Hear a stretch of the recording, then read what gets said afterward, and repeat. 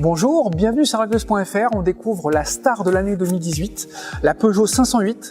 Elle s'est mise sur son 31. C'est ici une finition GT avec ce magnifique rouge Ultimate. Nous, on en a profité pour faire de même.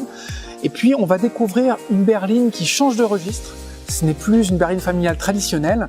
C'est un coupé à 5 portes, plus de stand-in, plus de prestance. En un mot, un modèle plus haut de gamme.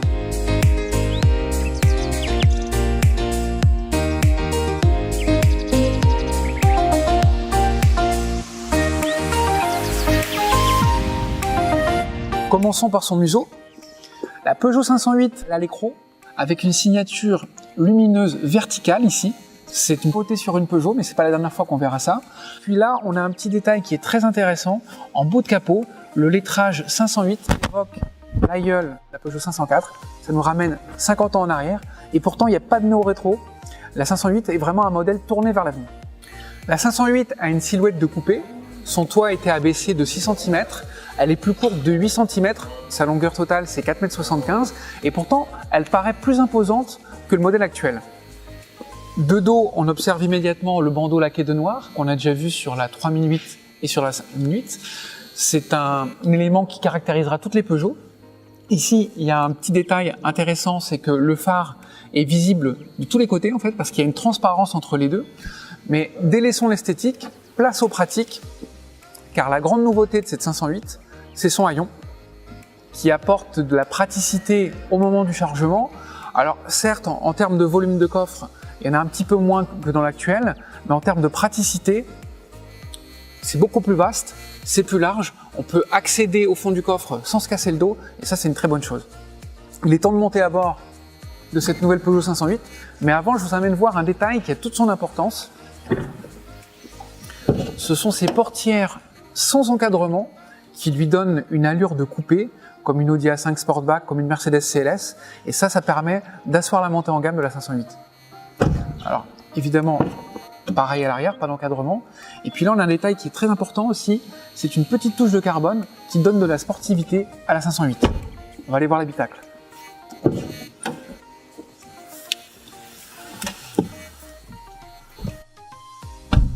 Décidément, cette Peugeot 508 ne manque pas de nouveautés. On retrouve à bord le fameux e-cockpit, c'est-à-dire ce petit volant, cet affichage déporté vers l'avant, et puis l'écran tactile qu'on a déjà vu sur les 208, 308 et les SUV 3008 et 5008. Mais c'est la première fois que Peugeot installe cette architecture à l'intérieur d'une berline. Donc c'est vraiment une réussite. Ça apporte de la sportivité. Alors en même temps, on a une interface 100% numérique devant le conducteur. C'est une dalle de 12,3 pouces de diagonale. Ici, on a un écran tactile capacitif 8 pouces en entrée de gamme et 10 pouces comme on le voit ici sur les finitions les plus huppées. Après, on a les fameux toggle switch, ces touches qui rappellent les clés d'un saxophone qui permettent d'avoir un accès direct. Et en même temps, d'un point de vue ergonomique, c'est une très bonne chose parce que ça permet d'avoir un point d'appui pour la main pendant qu'on utilise les différents menus. Ensuite, cette 508, elle gomme un des points noirs du modèle actuel, à savoir il manquait vraiment de rangement. Donc là, il y a tout ce qu'il faut. Il y a un grand bac ici, double porte-gobelet, rangement sous la coudoir et au besoin également un rangement ici sous le pont central parce qu'en fait, cette Peugeot 508, elle généralise la boîte automatique à 8 rapports qui sont sur la plupart des versions, mais ça on y reviendra plus tard. À l'arrière, qui dit coupé dit mal logé. Et pourtant, la nouvelle 508 prend ce précepte à contre-pied. L'accessibilité a été soignée. Les portières ont une découpe optimale. On a suffisamment d'espace au niveau du pavillon, au niveau des jambes. L'inclinaison est correcte. On regrettera un petit peu le fait que, comme c'est une ligne de coupé, la ceinture de caisse soit haute et le pavillon soit bas. Donc, on a un manque de visibilité latérale. Alors après, la place centrale, elle sera réservée pour des courts trajets ou pour des enfants, mais une berline familiale s'apprécie toujours à 4. Et là, Peugeot a réussi un tour de force, dans une silhouette élégante, à avoir un véhicule dans lequel on puisse voyager. La Peugeot 508 dispose d'un capot dit de carrossier, avec une découpe sur le sommet de l'aile, c'est-à-dire qu'on ne la voit pas sur le profil. À l'avant, on a le soft-nose pour tout ce qui est question de sécurité, notamment les chocs piétons. Sous le capot, la gamme s'articulera autour de 2 motorisations essence de 180 et 225 chevaux. Il y aura également 3 blocs diesel, 130, 160 et 180 chevaux. Et puis à l'automne 2019, il y aura au sommet de la gamme une version hybride rechargeable qui aura une puissance cumulée de l'ordre de 220 chevaux. La Peugeot 508 prendra son premier bain de foule en mars au Salon de Genève. Il y aura les essais au mois de juin qui sont très attendus.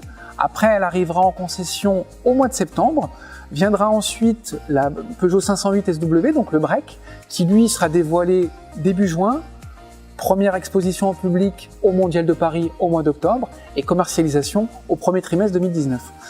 Nous, ce qu'on peut dire en conclusion, c'est que cette 508 nous a fait bonne impression. Elle revisite avec audace les codes du segment. C'est un pari risqué mais pourtant nécessaire. D'ici là, on vous donne rendez-vous sur les réseaux sociaux, sur notre chaîne YouTube. À bientôt.